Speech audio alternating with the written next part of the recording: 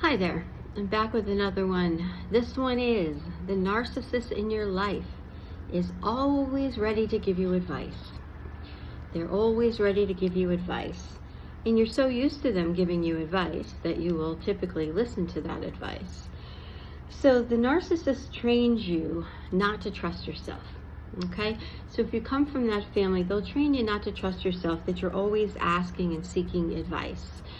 I remember I used to do that. I would ask everybody, oh, what should I do? What should I do about things? Instead of, just figuring it out myself. But I was so used to getting advice from the narcissist or seeking out all of their opinions.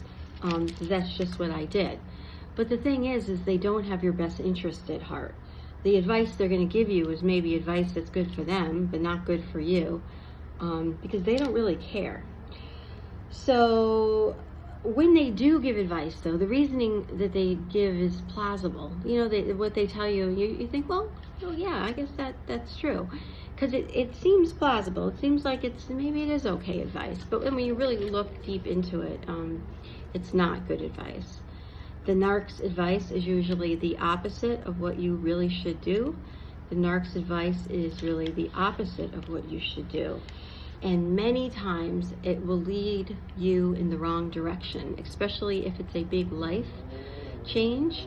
The advice will probably lead you to a trajectory way different than you would have if you really listened to yourself.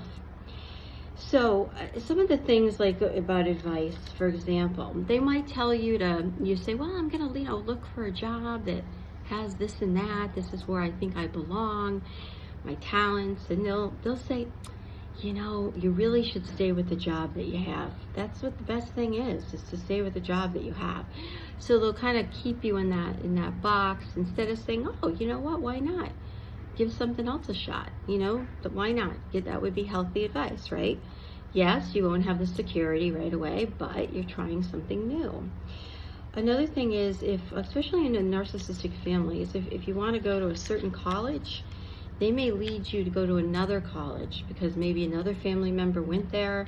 Maybe they want to carry on some tradition by you going there, even though you're nothing like the family member. Like, you really kind of know that you want to go to a whole different state, a whole different college, but they will convince you, and they're your parents, and they might be helping you pay, so they're going to convince you to go somewhere that maybe wasn't in your best interest in the long run.